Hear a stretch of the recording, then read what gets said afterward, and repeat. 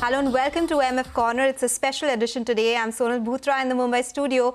Today we discuss something that we have been discussing for a while and it's very topical.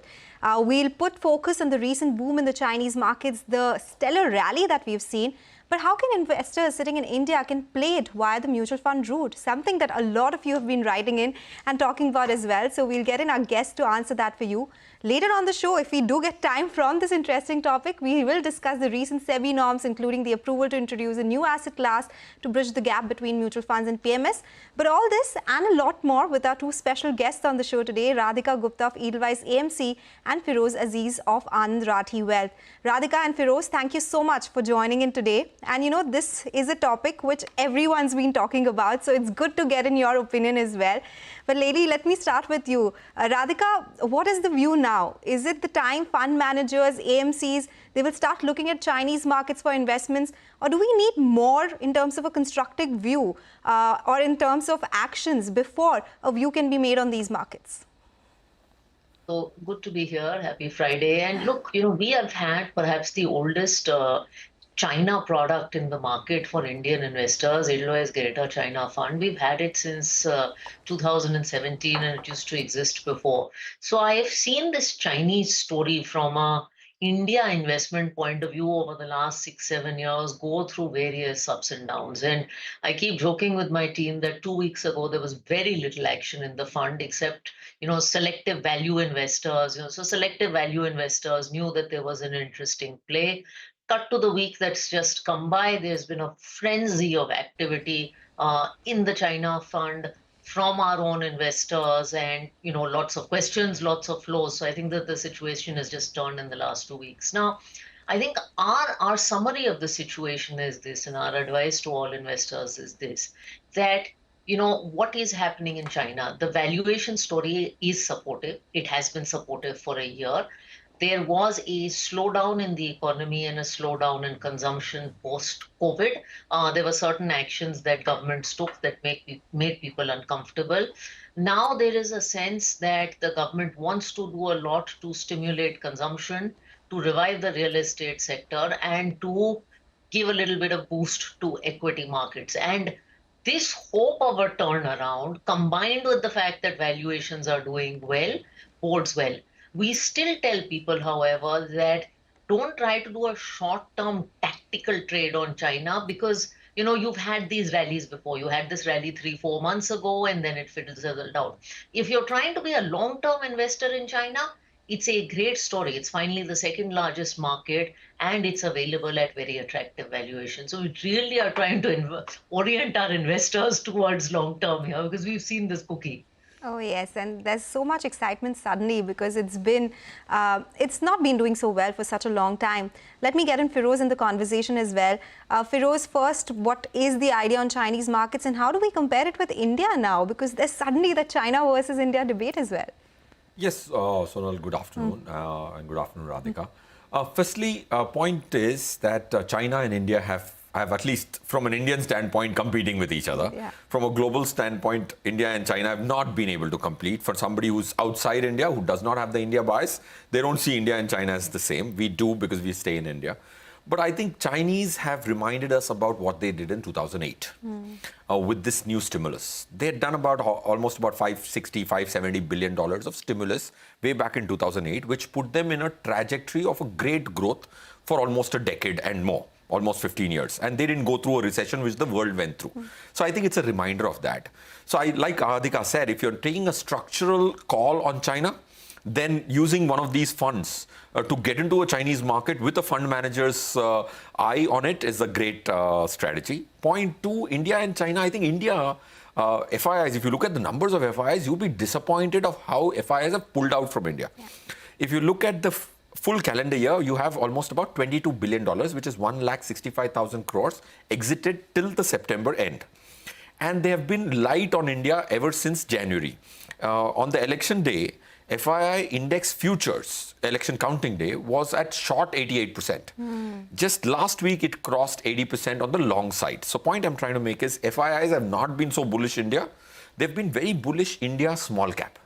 This is one great trend which people are missing. Indians, Indian stocks which FIIs are buying are the small cap ones. So to answer your pointed question, I'm not too worried whether FIIs will pull out of India to invest in China. They've been pulling out either way. Okay. And yesterday we saw 12,000 crore rupees, and that has been the single biggest number that we've seen in last 4 years. So you're right, that has been happening for a while. But Radhika, let me get you in the conversation. Now that you're saying it's not a tactical play, investors can look at China from a long-term perspective, valuations are supportive. What are some of the investment opportunities available in the Chinese markets currently, some themes that they can play on? So if I look at the way we structure our fund, and there are multiple China products out there in the market, but we run, I think, the equivalent of a flexi cap fund for China. There's been a little bit of sector rotation in how we think about the fund. So a couple of the core themes that exist today. One is technology. So a number of companies in China are large beneficiaries of what is going on in AI. So moving from traditional old tech to some of these companies is interesting. The second theme that we're looking at is insurance. Insurance as a sector is poised for a turnaround. Third theme that we're looking at is this whole thesis around carbon neutrality. Solar is a big emerging theme in China. Over the last few years, China has also emerged as a leader in the whole EV race. So that becomes part of your carbon neutrality theme. And I think fourth, related to this stimulus, there is an expectation of a revival in the real estate sector. And real estate, when there is a revival in real estate, it also accounts for a material part of the wealth of a Chinese person. So indirect plays on real estate, similar to how we look at in India, particularly home improvement, home building, all of these are in some sense consumption-oriented plays. But a play on the revival of consumption, given all the kind of stimulus activity that is happening or is expected in China, these are some of the themes that we're positive on. Themes that we're less positive on or underweight on in this particular fund are financials and banking in particular. Okay, financials and banking. That's Radhika's view. That's the Edelweiss AMC view. What about you, Feroze? What are some of the themes that an investor can play on when it comes to Chinese markets? See, I think you have to play a very broader market. When you're going outside the country, I would stick to indices. Of course, the Edelweiss fund, like the Greater China Fund, has been offshore fund. It's a feeder fund. It has been in existence for more than 5-6 years. The first great part is you're discussing something, Sonal, I should compliment you, which has the worst rear view mirror. Right? Generally, when past performance is great is when these get discussed, right? Now, if you look at the Greater China Fund, for the last 3 years, it's given a compounded minus 13. So that itself implies that these are the times, the troughs to back that argument that there is value.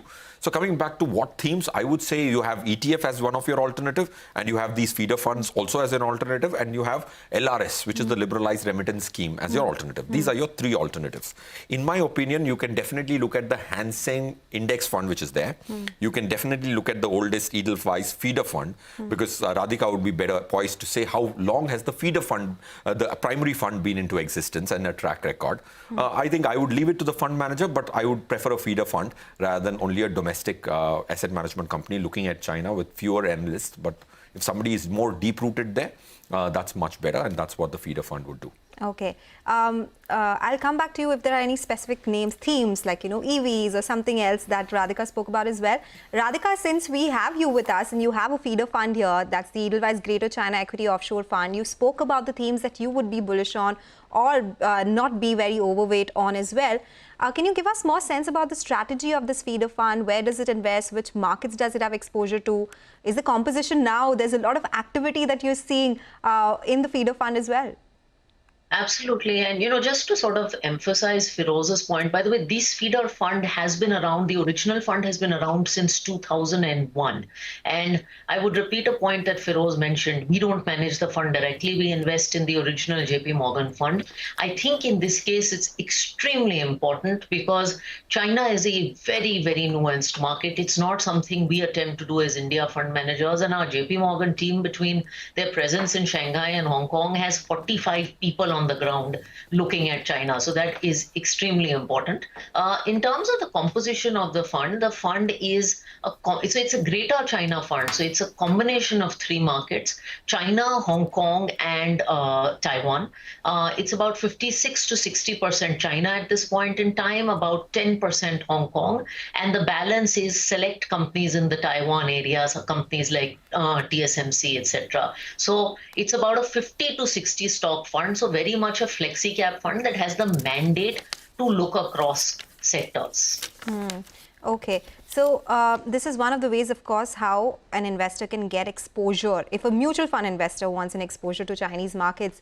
So two-part question for you now, Feroze. The three ways for a mutual funds to take exposure to these Chinese funds, if you can repeat that for us. And second is some of the themes that you also think could work in the Chinese markets. Yes, sure. First, let me address that bit, because a mutual fund manager, so the three ways are, one is not a mutual fund way, which is the liberalized remittance scheme, where you and I, as Indian residents, have the right to send almost about $250,000 outside every financial year per person in a family. So that largely the ultra HNI families end up using it. That's point one. But from a mutual fund standpoint, there are some feeder funds, like Radhika said, and she emphasized that that fund has been in existence for 23 years. But the wrapper fund is there for 6 years. So it's not just 6 years track record, but you have 23 years. Now suddenly changes the entire thing, and 45 people on ground. So one are these fund of funds, the others are index funds, which are there. These are the two, in which, if I have to give you some names of the funds, there are two which stand out on China, which is the Access Greater China Equity Fund and Edelweiss Greater China Equity Offshore Fund. These two are fund of funds, especially because of the tax change in this budget. These have become attractive. Otherwise, if I was going to pay marginal tax rate on an investment going global, so I'm taking the risk and funding the government if I'm going to just take the marginal tax rate. So that's a big advantage. If you come to the Hang Seng, there's one Hang Seng Nippon India ETF Hang Seng Bs, which are low cost and also invest in the Hang Seng Complete Index. There's also one, which is Mirai Asset Hang Seng Tech ETF. But I would definitely not recommend you to pick up only the tech stocks from Hang Seng, because you're anyways doubling up the risk if you do that. And in the LRS, of course, new energy and infrastructure and industrials is what I think I would be bullish on. If you're such a large guy that you want to remit the money offshore, and buy something domestically domiciled there, these are the two themes. Okay, so these are the ways a mutual fund investor can go ahead. Radhika, coming on this is something that, of course, you must be getting a lot of questions about. I asked that to Feroze as well. Is it fair to have an India versus China debate first up? Does it make sense to do that? What is the idea on Indian markets right now, considering the fall that we've been seeing? So I think yes and no to India-China debate, and it depends on the lens that you look at. As a domestic investor, your primary allocation will always be India. I think 60-70% of your allocation will be India. That's what we would recommend. That's what, most folks in the wealth industry, most advisors would recommend. And most people who are evolved investors, and I would say again, evolved investors who are not making their first investment, would probably have 15 to 25% exposure to some kind of international products. And if you're looking for international products, then you will have US and you will have China, because these are the two largest economies.